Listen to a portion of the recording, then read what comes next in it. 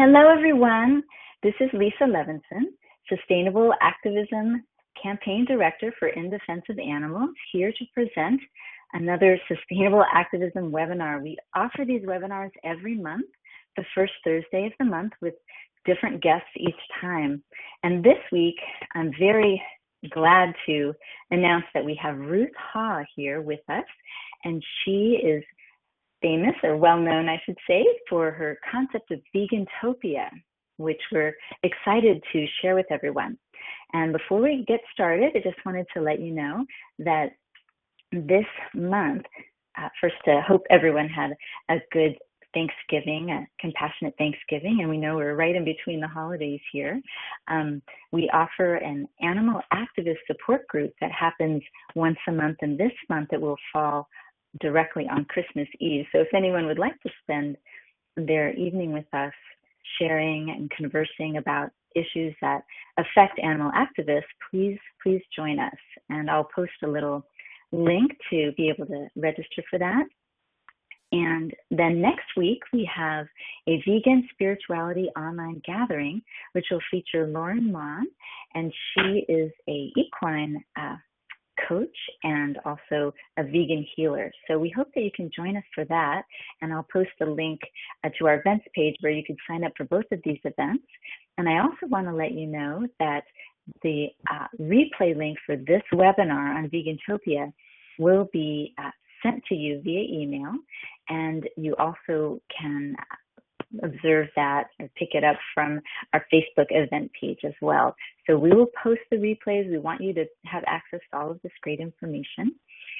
And so I'll be posting that sometime during the event today. And again, thank you all for joining us. I really appreciate your attendance and also your feedback. So we'll send a little survey afterwards, and you can let us know what you think, what sort of ideas you have, or any comments. We're very open to hearing them.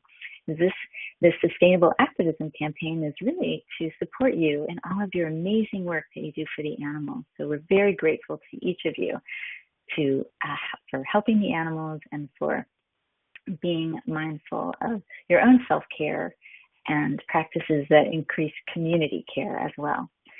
So without any further ado, I think I'm going to officially introduce Ruth Hawe. I'm going to read you a little bit about her, because she may be new to some folks because she's from across the Atlantic. She's from Britain. And so I'd like to just share that Ruth Hawe, she's been vegan and an activist for environmental, human, and animal rights and collective liberation for 45 years. Ruth believes that veganism is the essential first step in enlightened, compassionate, personal, and global transformation. She has a vegan daughter and a vegan canine companion. Ruth graciously shares her truth via writing, public speaking, posting on social media and online forums, and daily conversations. She can be contacted via her website, which is vegantopia.co.uk, and by email at vegantopian@gmail.com. She has a lively Vegantopia Facebook page, group, and personal page as well. So check her out, Ruth Hawe, on Facebook, and she welcomes newcomers, just to let you know. Well, we're super excited to have her on board with us today. So right now, I'd like to turn it over to you, Ruth. Thank you for joining us. Thanks, Lisa. It's wonderful to be here. I'm having such a good time here in Florida. Haven't been here for 8 years, and just loving the sunshine and seeing old friends. Wonderful. Yeah, that's great. We're so excited because now that Ruth's in the States briefly, we had the opportunity to be able to interview her in real time, because otherwise the time would be off since she's far away in England. And I wanted to take a moment just to let everyone know, if you have any sorts of technical concerns, please just note them in your chat box, and then I'll pay attention to them, because that's my end of the deal here. I'm helping with the tech issues so that Ruth can share what she has to share with you, all of her wonderful wisdom. So thanks, Ruth. Okay. It's also lovely to be talking to people who are already vegan instead of starting from all these questions that people have and going over the basics. It's nice to know that we're all off the same hymn sheet, so to speak. That's really lovely, and it's a great joy for me to be able to share my long years of veganism and activism with people. And I think it's quite inspiring for people, the sheer longevity of it. For people who've only been vegan a few months, few years, and they say, what was it like, in the late 60s, early 70s, and say, yeah, well, it's very different. So I like sharing about that, because having that breadth of experience really is very useful. It helps me to keep perspective when I get overwhelmed, just like anybody else. I get sad and so on. Of course, it's natural when you're a compassionate person, when you're empathic and so on. It's inevitable, really. So this webinar is about techniques, I suppose, ways of helping ourselves and each other to stay sane, effective activists. Okay, so I think Lisa wanted me to explain my concept of Vegantopia and where it came from. And as she has said, I first went vegan when I was 45 years ago, and it was very tough for me then. I didn't even know any vegetarians, let alone vegans, and my parents were very unsupportive, but I did it anyway. And I struggled on, and it was quite distanced me from other people, and it was quite alienating, and it's pretty sad, really. But that also can be a source of strength, because having survived that and never dropping my hold on what I believed in and what I was determined I was going to practice, that gives you a lot of power, actually. You might feel that you're small, you might feel that you're not, well, what can I do, just me? But it's actually really quite amazing, because our very presence as vegans in the world, I believe, just the sheer energy, the vibration, and the whole focus of our lives kind of resonates out to people, whether they're aware of it or not. And everything we do could be considered to be sowing seeds, really, in people. I personally don't think it's my job to force other people to accept my views. That's not what it's about, is it? So I kind of just say, yeah, I'm vegan, and I don't think we should use animals in any way, and I'm a total abolitionist, because that's kind of where I am. But other people might be practicing veganism for the environment more, or for their own health more, and that's fine too, as long as it's saving lives. It's great, it's all part of it. And nobody comes into this, you don't just suddenly wake up and you're 100%. Even for the most traumatically awakened person, it's still sort of a journey, really. So I like to say, be loving to yourself, be kind to yourself, because it can be tough. Anyway, back to Vegantopia. Having been an activist in various ways through many years, a lot of the focus seems to be on saying what we don't want. We don't want exploitation of animals, we don't want slaughterhouses, we don't want battery cages, we don't want vivisection, all of these things that we don't want. And of course, that's a very important part of an activist's life. And I used to do that sort of almost exclusively. I was doing rescue work as well.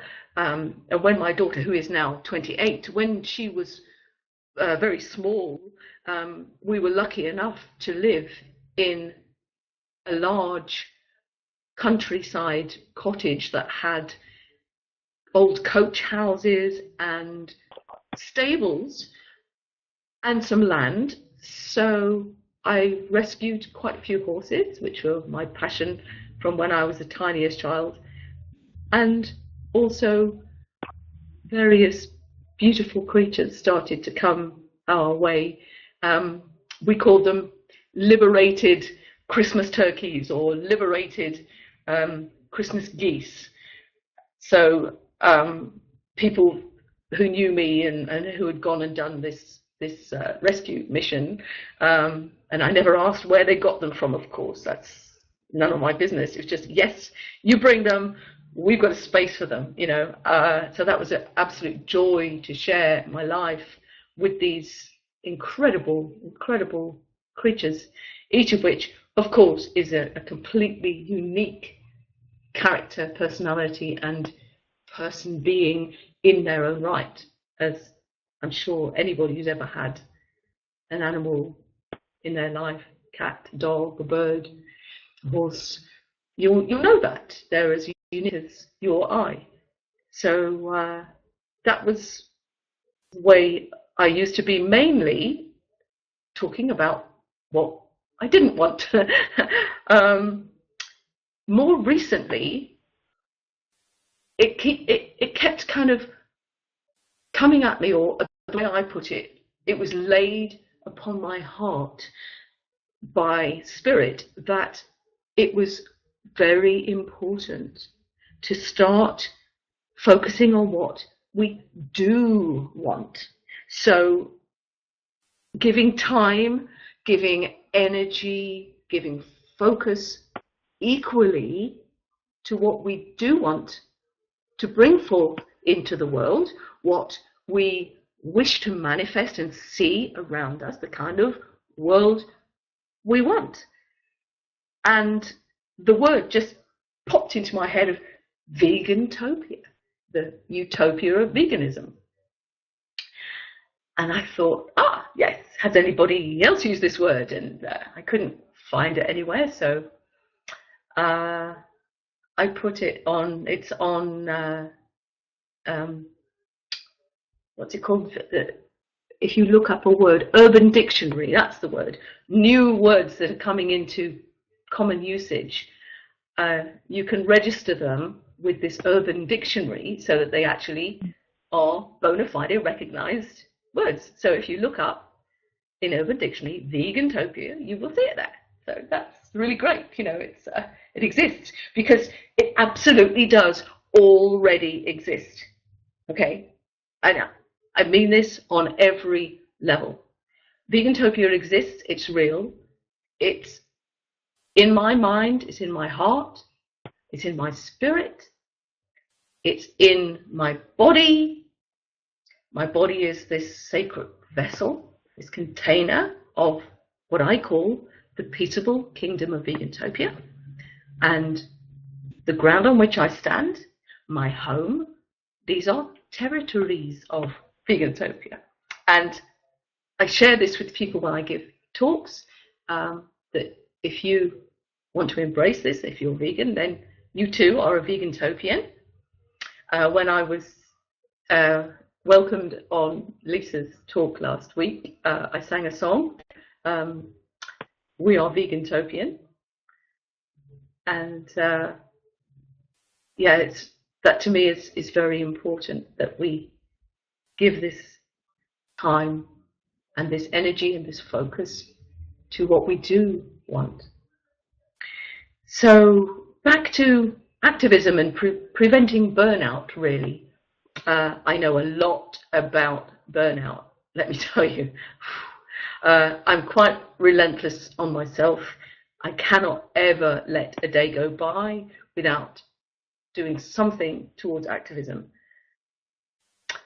because I just feel guilty. You know, it's like they're all relying on me. They're all waiting for me to speak up for them because they don't have a voice. And think about it, you know, if you were the one in jail, if you were the one in a death row, literally, as these animals are in their billions, you wouldn't want to have your main advocate take a day off or a week off. You know, it's like, oh yeah, you know. So I am quite relentless, to be honest, with myself, particularly nowadays that I've been gifted with a lot of free time. I was a podiatrist for 30 years. I was a mother, a single mom. I had all these rescued creatures. I grew my own vegetables. I had all these horses that took a lot of care, as anybody who's ever done that knows. So I didn't have the luxury of a lot of time to go leafleting and that kind of thing. I would go to the occasional protest with my daughter in the buggy and things. But my activism was different in those days. It was still activism, you know. Then I had, 8 years ago, I had a very nasty fall off of my bicycle. I fractured my skull in 3 places and had brain damage, and it stopped me from working, and I was left with chronic fatigue and fibromyalgia, which meant I had almost zero energy to get out and do anything, which, from having always been a very dynamic sort of person with loads of energy, to be suddenly struck down like that was not fun. But the fruit, there's always a fruit and there's always a silver lining. I believe this. The fruit was, of course, I had all this time on my hands where I couldn't be out doing things. And so I took to Facebook, especially in the last few years. And I freely admit I'm addicted. I cannot, you know, I cannot have a day or even sometimes half a day without going to check, you know, my Facebook and all the various groups that I'm a member of there. And I love being friends with other activists, with other vegans and other people across the whole globe. I think it's a wonderful, wonderful outreach, isn't it? I'm sure a lot of people use social media of various kinds. So I do say, though, to people, you know, try not to get addicted, because I spend hours and hours most days when I could arguably be doing more writing or something else, you know. Anyway, that's kind of what I do a lot of. I used to get quite depressed and feel quite distanced and alienated, particularly in my younger life, before I'd ever met any vegans and before the movement really got going. I felt it was all down to me. And sometimes I still do, quite honestly, which is maybe a form of arrogance and ego, I don't know.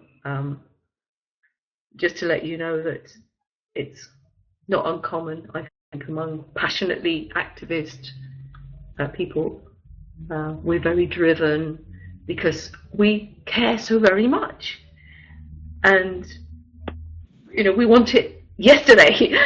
We want Vegantopia now. We want to live in the world that's gentle and peaceable and doesn't enslave other beings, and of course fellow human beings, which, as you probably know, it's all connected. If you read the very wonderful book World Peace Diet by Dr. Will Tuttle, I cannot recommend it highly enough. He just explained so beautifully the whole connection between the way we treat the earth, the environment, other beings, and inevitably how that comes back on us, the way we treat each other. Everything's connected. So one of the things I spend quite a lot of time having to do on chat lines and in vegan activist groups is pleading with people to not fall into hating on other people. You can detest strongly what they do or don't do, what they stand for or whatever, but if you fall into that trap of saying, oh, I hate this, or I hate that person, or, you know, wish this would happen to them, this is just poisoning your own purity and your own serenity. So please, please have a bit of compassion, appreciate that just like you and me, we weren't born vegan, most of us. We came to it in our own way, sometimes traumatically maybe, sometimes gradually. If you were lucky, you had mentors, friends, or at least books, and watching videos of people and so on to help you. I hope you did. And I hope that also you're able to be that for the newbies and other people too. Another thing that I spend too much time really doing on these chat lines is pleading with people to not make it personal, particularly when you're starting with those closest to you, your family, your friends, your colleagues at work. It's all too easy to kind of target them. And of course, it's natural to do that. But they're actually probably the hardest people to change and influence. And okay, don't ever compromise your principles, but also try not to alienate people, because if you guilt trip people a lot, it can have the opposite effect. I know an activist, she's a darling, darling friend, but there are people who literally cross the road and run into a store to get away from her if they see her coming, because she's so full on, and you know, she doesn't know how to just yeah. So and sometimes even I think, you know, I wish you could just tone it down a little bit, but there we go. Maybe people run away when they see me coming. I don't know. That's funny. So yeah, try anyway to come from a place of love. You know, to me that's really important. Your motivation should be love and compassion, and that should extend out to the people that you're trying to influence. You know, and my personal experience has been that you definitely have more impact on people that way. And bear in mind that, as I said earlier, your very presence is influencing people, and you're planting seeds with just the way you eat. You know, what you have in your lunchbox or when you eat with other people, they notice these things. I go cycling with a group of people, and I always take my own food because they stop in a pub or somewhere and it's like, yeah, there won't be anything for me to eat. So I get out my little thing and I can see them sort of, well, And sometimes I'll take along some cookies I've made or whatever to share. And that's another lovely thing. If you enjoy cooking, people love that. People love to try some of your food. And they're usually very surprised, you know. Oh, wow, they think it's going to be kind of boring or not very tasty. And of course, as we know, it's the exact opposite. It's a whole new world, isn't it? A whole new exploratory culinary landscape, shall we say. So, yeah, forms of activism. Oh, I wanted to say a new term has been shown to me fairly recently. You've probably all heard of PTSD, or post-traumatic stress disorder.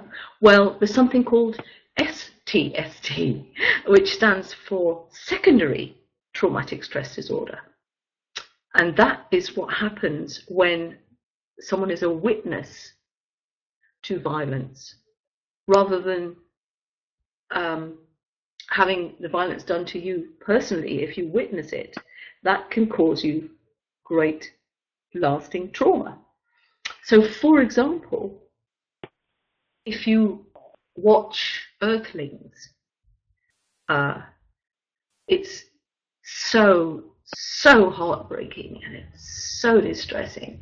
I remember I started to watch it on my own when it first came out, and I seriously just wanted to die. It was so bad. I'm like, I can't be in this world anymore. It's just all so vile. And, you know, having said that, if I ever feel that I'm going off the boil a bit, if I'm getting a bit complacent or apathetic in my advocacy, I will sit down, I will go to YouTube, and I will make myself watch graphic footage of what goes on in slaughterhouses, what happens to baby piglets, and so on. I will make myself watch it until I'm weeping buckets, and then I'll go, that's why I'm here.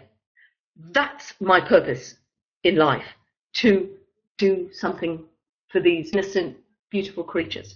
And then I'm back on the, you know, on my soapbox, and off I go again.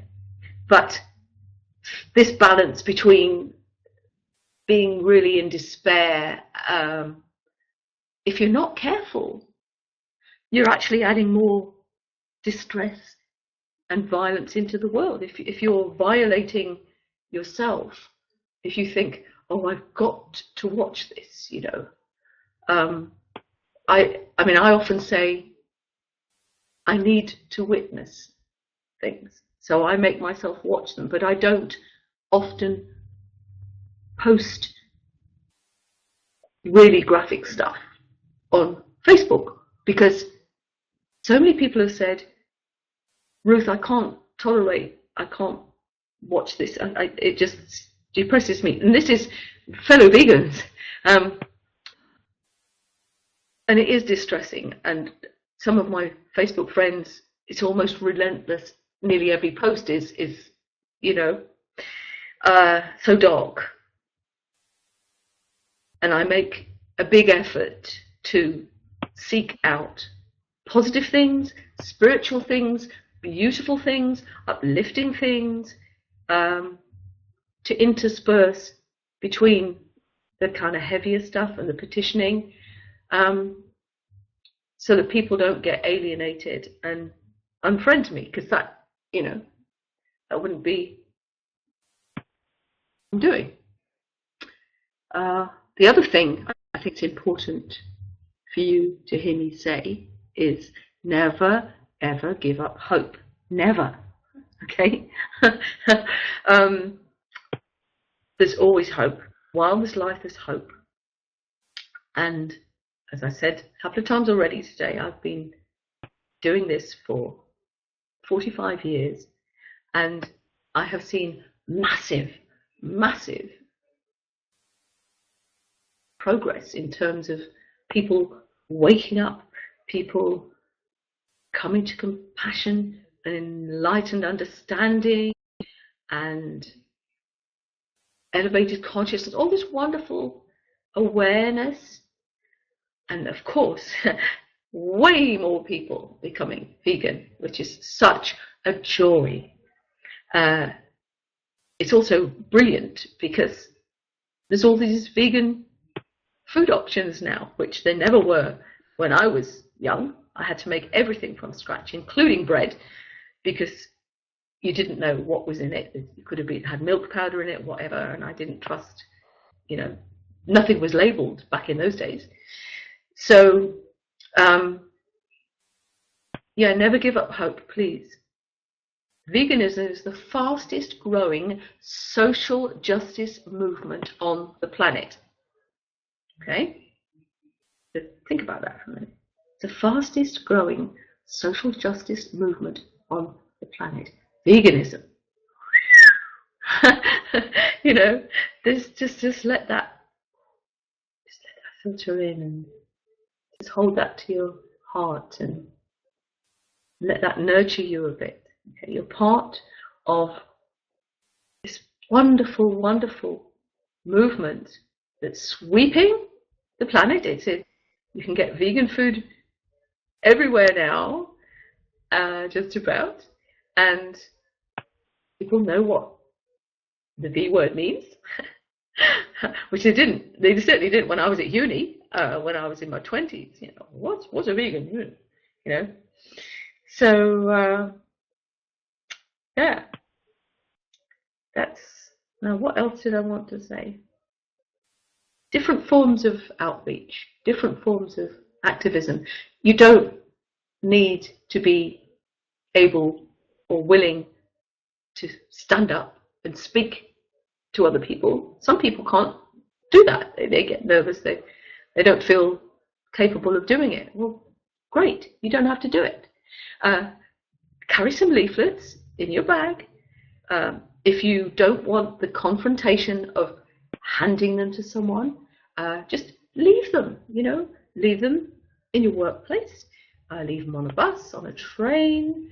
Leave them even if you're eating somewhere, in a doctor's surgery, maybe.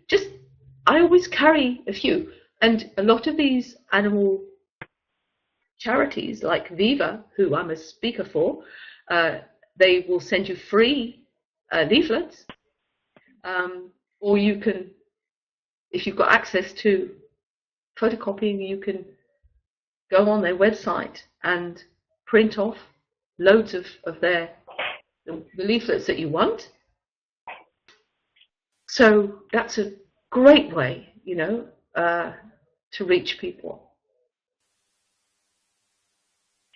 You can witness to your veganism by sharing food with people, inviting people for a vegan meal, taking some vegan cake or cookies into work or school or college or wherever you are. What else?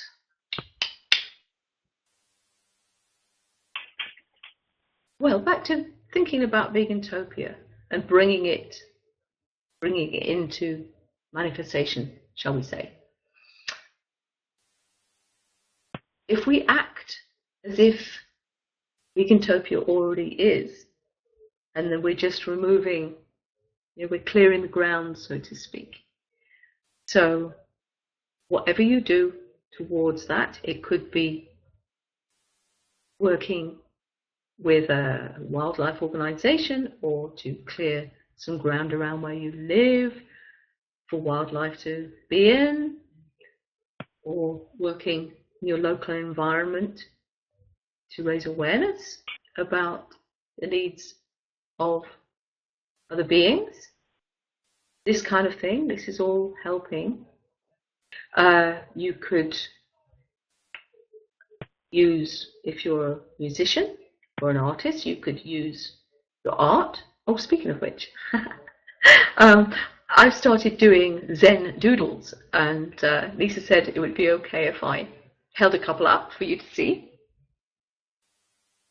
And here's some that I've been here in the last couple of weeks. So there we go. I find it very meditative doing this. You basically just get a pen and paper and squiggle on the paper in an unbroken line, and then you just fill in. Can you see that? Yeah, you just fill in. Yes, we can see it. Yeah? Okay, that's one of them. Here's another one, and you don't kind of think about it when you're doing it, you know. Just keep turning the paper around and just play with it. And I find it really, really therapeutic to do this. And this one is not strictly speaking as a Zen doodle, because this isn't just one unbroken line. But I just sat there and I was talking to somebody on Skype, and I realised I was doing this kind of weird but rather lovely doodle. So that's something I like doing. I also love singing, and I like to veganize songs. So I use the tune and I just kind of change some of the lyrics to make it more vegan, which is great fun as well. So yeah, use whatever your gifts are that you can utilize to kind of spread the vegan message and to bring veganism into your environment and into the lives of those people around you. Obviously, social media. I've already mentioned Facebook, but Twitter or whatever else that you do. Children, if you have children, or you ever have anything to do with children, of course they're so lovely, aren't they? And so nice to speak to them about their relationship to nature and the natural world. And I'm not saying get other people's kids and, you know, tell them they shouldn't be eating whatever. You know, you can be a lot more subtle than that. But children need an alternative to the way they're usually being raised. They need inspiration, and they also need to be allowed for their individuality and their preferences to be respected and recognized. So I find myself sticking up for kids quite a lot, as I was quite abused really as a child, I think. Oh, and speaking of which, I wrote this book, this novel called Holy Cow, and I put lots of vegan messages in it. And I thought, I don't know how much time we've got. Lisa, have I got any time? Yes, sure. Yes, yeah? actually, we do have time. Yeah. Oh, that's wonderful. Woo! Okay. Because I thought to myself, what is it that influences people? Films, music, reading, particularly if it's a fiction, because then you suspend your disbelief, don't you? Because you're just being entertained. Okay, so I thought, if I write a novel that's interesting enough and it's heavily seeded with vegan messages. So I think the first time I mentioned Vegantopia was, so my heroine in the book is called Daisy. I just dip straight in here because we haven't got very much time. For lost children and for animals, there was no passage of time. There was only the tormented moment which could not be erased. With this insight piercing her childhood prison, she had become enabled to reach back in and retrieve her inner child.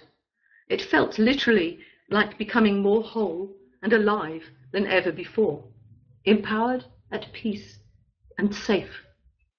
As the reclaimed child melted back into her, she found herself in a beautiful, fertile valley of exquisite life and colour, where everything was 100 times more alive and beautiful than anything she had ever seen, felt, or heard.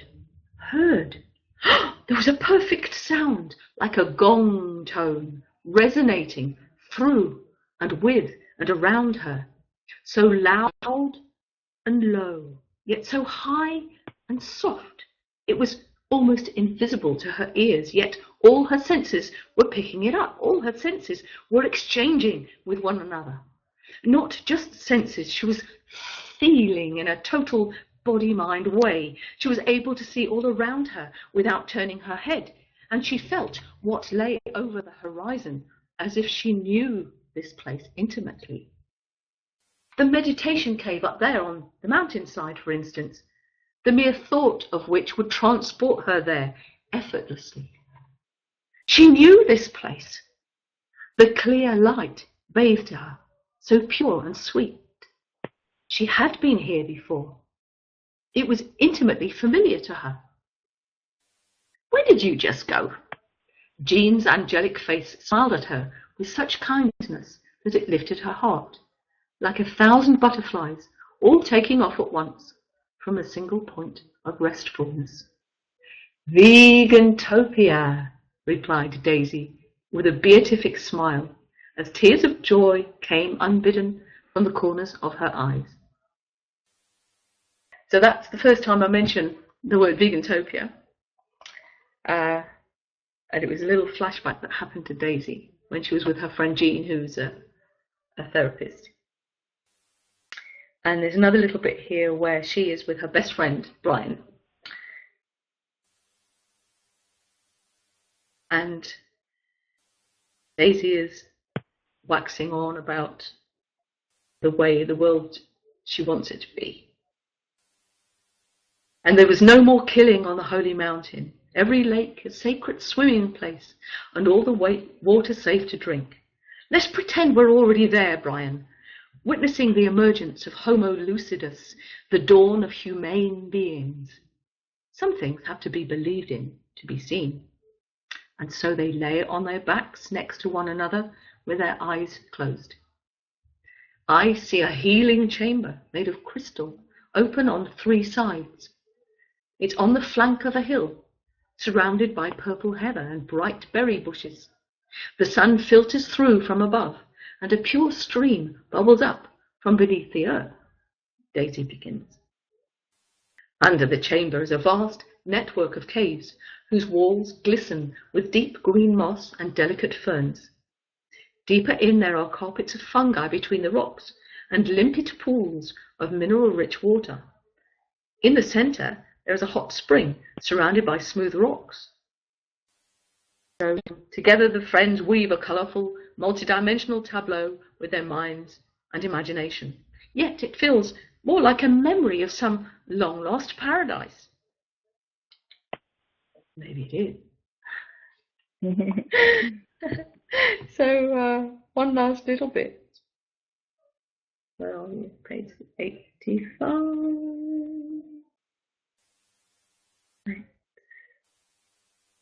It was not enough to be the only vegan in uni.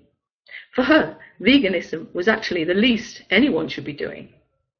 The baseline from which humanity ought to be sharing and caring for the one planet all living things had to live on. Not for the first time, she drifted off on the bus home into a reverie of how she imagined the world could be when there was no more killing or fighting and no creature living in fear.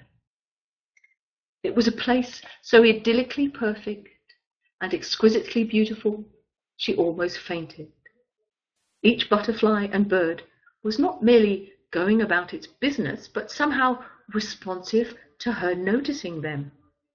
With its harmony of symbiosis and togetherness, living magical colours and liquid sounds, nature vibrated all around her. This was the peaceable kingdom she so desperately longed to see manifest. This was why she had been born, to lead others back to the paradise garden of her visions, restored to original innocence. free from ego and self-conscious struggle. Here, in this alternate reality she retreated to, humans had not used their genius to create weapons of war. There was awesome technology, yes, but none of it harmed the natural world. There were crystal cities and aerial orchards on rooftops. Nature was neither destroyed nor suppressed, but worked with harmoniously to benefit all of life. Following the natural world in its model of perfection, forest gardens proliferated in every walkway. Although many plants were cultivated for their inherent beauty, most of the shrubs, climbers, and trees bore edible fruits and flowers. There was no monoculture of grain fields, but instead the land outside the living cities was a stunning patchwork of very intricately entwined plant species, making the most of the sunlight and rich, fertile soil. And not only the plants lived companionably here, people lived honest, translucent lives, perspicacious, open, and genuinely sharing with each other. Nobody would dream of stealing or of deceiving another, and defensiveness was not needed because there was no concept of attack. If there ever arose any conflict of ideas, these were always settled in a loving, mutually supportive way. It would not serve the peace and delightful array of differences to have any one predominate. So, people would gravitate to the areas which best reflected their own interests and talents. Telepathy was a given here, and people delighted in showing their unique true colours, much like the bright plumage of the winged creatures. So, that's probably enough. I think Lisa's put a link here saying that I would very much love to give everybody listening and anybody who would like a free digital copy of my book, Holy Cow. I'd love to send you one. All I need is your email address, which you can send to my email address. Hang on, I wrote this down, but I think Lisa's going to include it as well. But here's my my where is it? Where is it? Here we go. So that's my website, vegantopia.co.uk. And my Facebook page is Ruth Hawe. I also have a Vegantopia group called Vegantopia and a page called Vegantopia. And my email address is called vegantopian@gmail.com. And you can also find me, contact me through my website as well. I think there's one last thing I wanted to do that I did this earlier on. This is a message for all of you. And Lisa, of course. Oh, that's because so sweet. They do, thank you. One of the things I do is one of my gifts is I'm able to communicate with animals. And they say, so don't ever feel that you're all alone and that nobody loves you. I tell you what, the unconditional gratitude and love that you get from these races of brilliant beings that share this planet with us is off the scale. So just again put that in your heart and ponder on that, because I promise you it's the truth. And they know what we're doing. Did anybody see that awesome thing last night on the Discovery Channel called Racing Extinction? That was amazing. These wonderful people going around the world filming what's left of the wildlife. So please watch it. It's so touching and so beautiful and so heartwarming. And then you really know you're not on your own. And that we're in this together, and it's going to take every single one of us. Okay? We need each other. And please let's try and resolve the differences that we have. This is another thing that makes me rather sad, particularly on Facebook, where we have these silly little differences of, oh, I'm an abolitionist, you're a welfarist. It's like, for goodness sake, let's just get on with what's important. Yeah, I think that's probably the most important thing to leave you with is the gratitude and the love and the support of these amazing, amazing creatures. Bear in mind there are more cows on the planet than humans. Of course, that's one of the problems because of all the methane, but hey, I happen to like cows very much. They're incredibly, incredibly spiritual beings. They have this quality of, it's like they're in meditation all the time.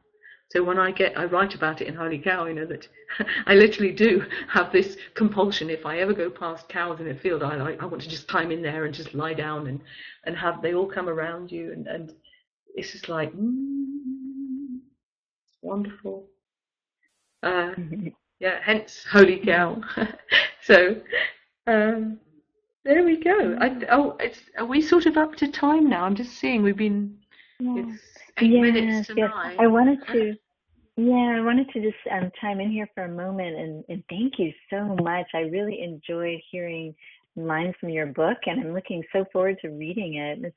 It's a beautiful story and helps us to visualize what you're sharing. It really helps us to do that because it's a beautiful concept, and just it helps to ground it in these impressions and these images that we can really relate to.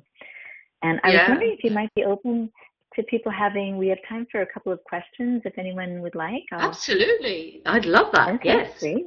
Neat. So for everyone who's online or on the phone, I'm going to switch the meeting into a Q&A from a webinar. So you'll be able to unmute yourself. And how you do this on your phone is press *6. And then if you'd like to unmute yourself on the computer, you can do so by clicking the microphone icon that's next to your name in the attendee box. And that will also unmute you. So hopefully, or you can also ask the question in the chat box, and then I can let Ruth know. So I'm going to do that, make that little change. All attendees are muted and may unmute themselves by pressing *6. Okay, so does anyone have any questions or comments for Ruth?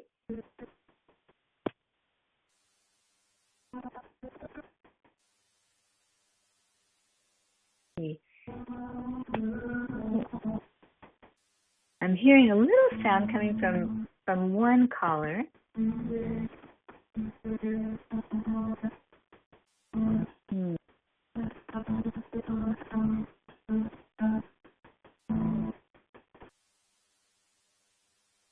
Not sure what that was. Could have been a song. Anybody else? Is anyone else interested in asking Ruth a question directly? Or you could share a comment as well.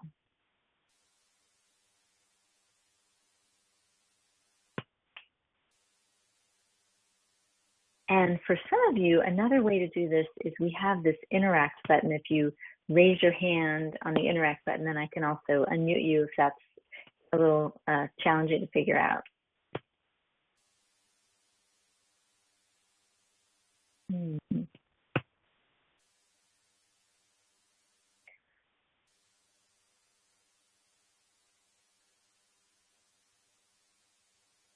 Oops. Ruth, Hi.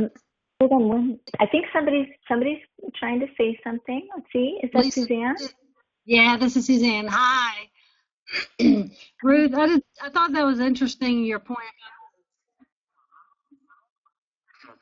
I thought it was interesting about the secondary traumatic disorder that you were talking about. I thought that was really I had never heard that before. Oh. Wow. So Ruth, we're not hearing you right now. So I'm not sure. Let's see. I'm going to go back to where you are. And I don't know if maybe the mic got unplugged or something. I'm not sure. No? Okay. Well, that's very interesting because it seemed as though, yeah, I guess. Don't worry, it's okay. We'll continue, and I can always go back to our other mode too.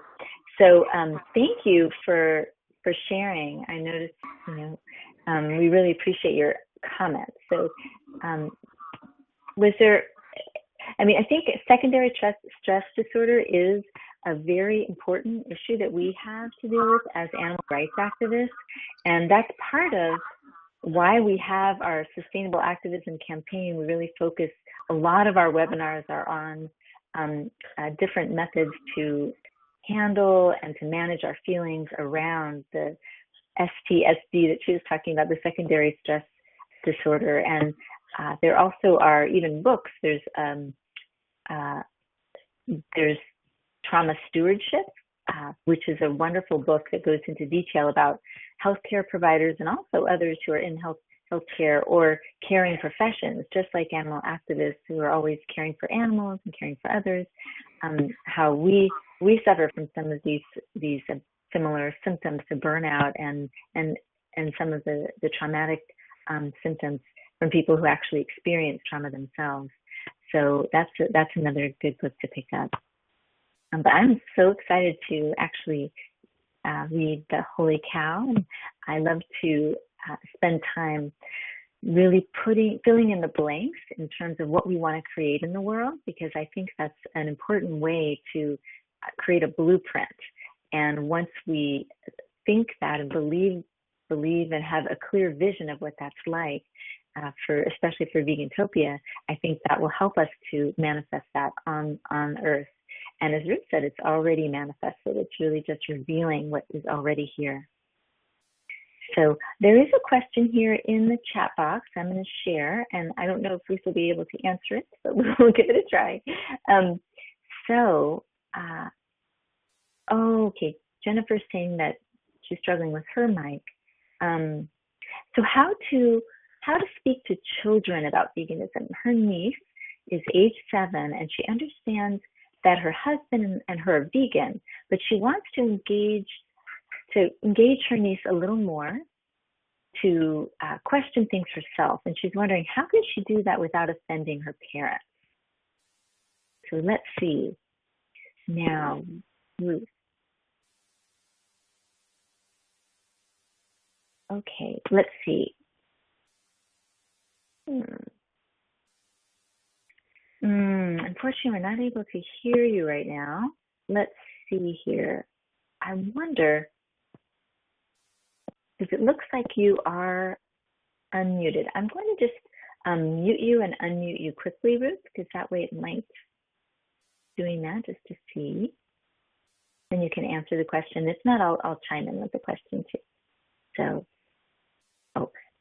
here we go. Now,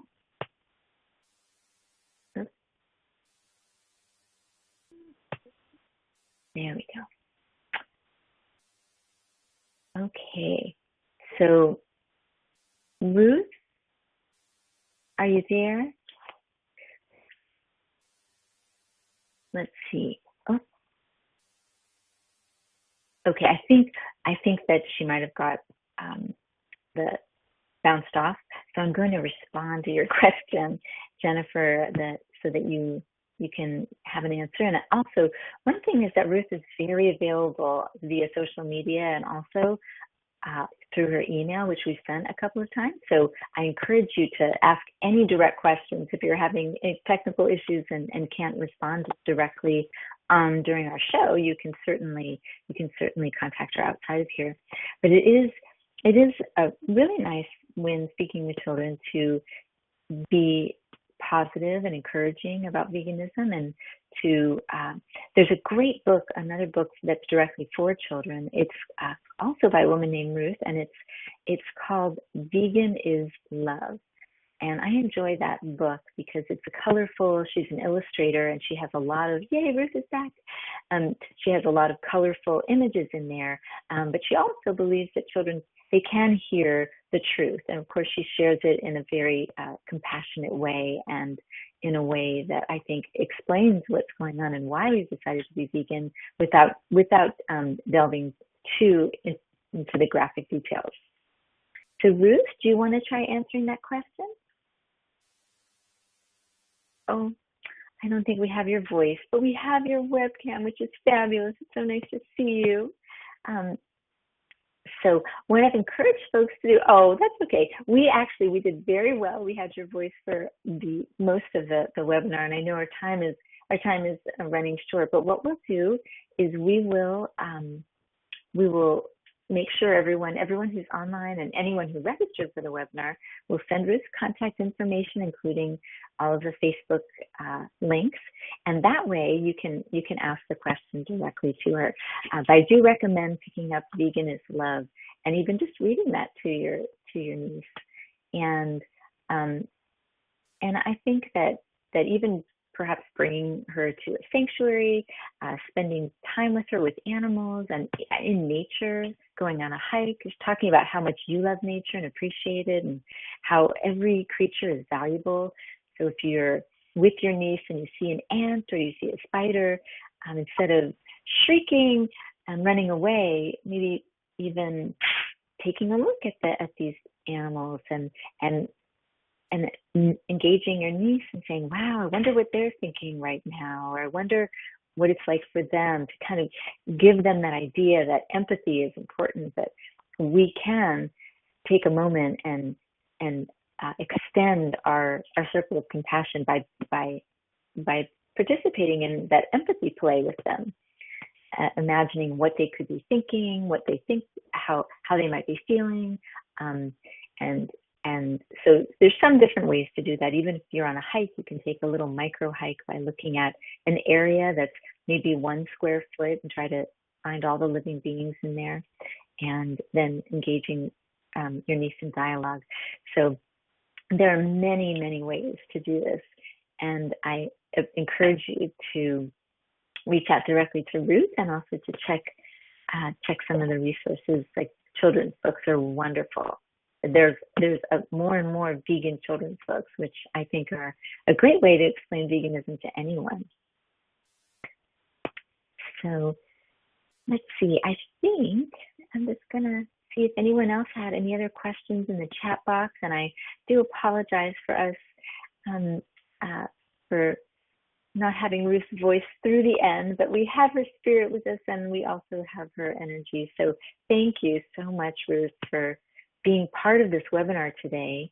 And anybody is totally welcome to contact either one of us with any questions. And I also wanted to share that we do have an animal activist helpline that's available for one-on-one consults for anyone. It's free, it's confidential, and you can access it by going to the number 1-800-705-0425 or emailing helpline@idausa.org. You can also just go to the website, which is idausa.org/helpline. And that way we can we're trying to provide resources for activists of all kinds, and you can use that as a way to ask some of these questions as well. And the folks on the other end of the line are animal activists, and many of them are therapists who practice nonviolent communication. So I hope that you can avail yourself of these resources, and that you'll join us for our Vegan Spirituality online gathering next Thursday, which will be December 10th with Lauren Mon.